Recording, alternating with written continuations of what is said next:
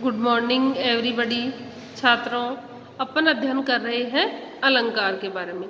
पिछली क्लास में मैंने आपको अलंकार के बारे में पढ़ाया था, इसके नोट्स भेजे, वीडियो भेजा कि अलंकार क्या है, उसकी क्या परिभाषा है।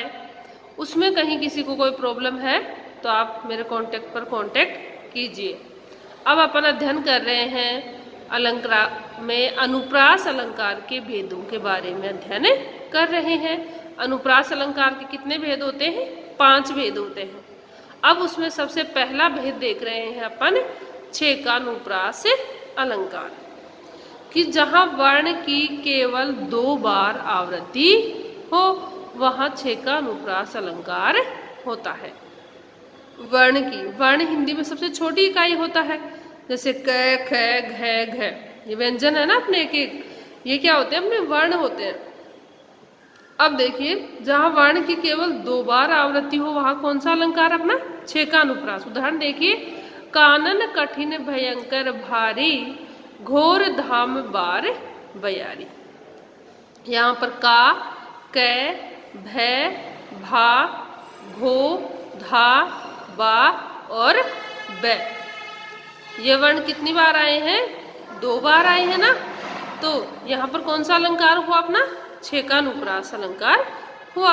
जैसे भरत भारती मंजुल मजारी, भरत भारती भ, भा, मैं और मैं, ये वर्ण भी कितनी बार आए हैं? 2 बार आए हैं। इसलिए यहाँ पर कौन सा अलंकार है? अपना छेकानुप्रास अलंकार है। अब देखिए अपना व्रतेनुप्रास अलंकार, जहाँ वर्ण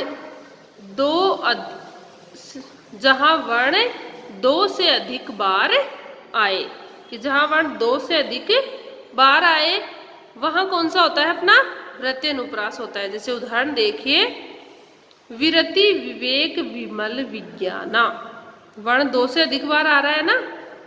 विरति विवेक विमल विज्ञाना, वी और वी आ रहा है। तो यहाँ पर कौन सा अलंकार? अपना प्रत्यनुप्रास अलंकार। अब देखिए अपना श्रुतेनुप्रास अलंकार, जहाँ एक ही उच्चारण स्थान वाले अधिक वर्ण हो, कि जहाँ जिन वर्णों का उच्चारण क्या हो? एक उच्चारण स्थान हो, एक ही स्थान से बोले जाते हैं जो वैसे वर्ण 1 से अधिक बार आए हो, वहां पर कौन सा अलंकार होता है? अपना श्रुतेनुप्रास अलंकार होता है। जैसे उदाहरण देखिए, तुलसीदास सिदत निस दिन देखत तुम्हारी निठुराई। इस उदाहरण में देखिए, तय, लय और स, इनका उच्चारण स्थान कौन सा है? दंत है। ये एक ही उच्चारण स्थान से बोले जाते हैं। तो ये एक ही उच्चारण स्थान वाले वर्ण हैं, अलग अलग है, पर है कहाँ से? इनका उच्चारण स्थान क्या है? एक ही है। इसलिए यहाँ पर कौन सा अलंकार हुआ? अपना श्रुतेनुप्रास। श्रुते सुनना होता है, जैसे कि जहाँ एक ही उच्चारण स्थान वाले अधिक वर्ण हो वहाँ कौन सा अलंकार होता है? अपना श्रुतेनुप्रास अलंकार होता है।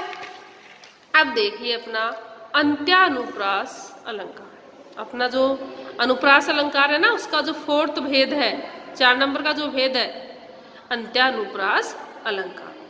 छंद के अंत में स्वरों की आवृत्ति हो, कि जो छंद है, जो भी दोहा है अपना, उसके अंत में क्या हो?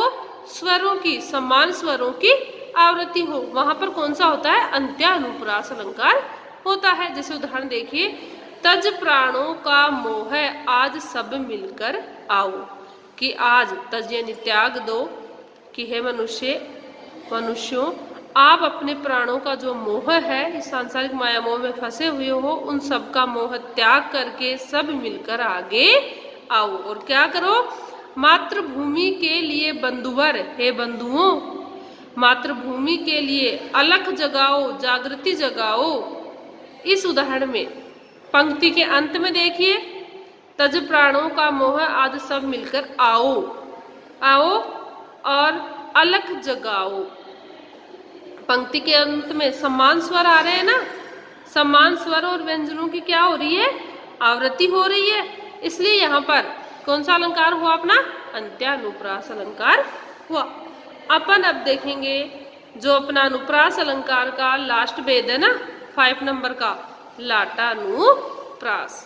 जब कोई पद ज्यों का त्यों जैसा है वैसा का वैसा पुनः लिखा जाता है परंतु उसके अर्थ में कोई परिवर्तन नहीं आता है, वहां लाटानुप्रास अलंकार होता है।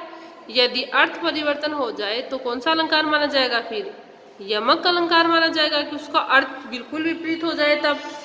अब जैसे उदाहरण देखिए, पूत कपूत तो क्यों धन संचय। क्या आपका पुत्र क्या है? कपूत है, तो आप क्यों धन इकट्ठा कर रहे हो?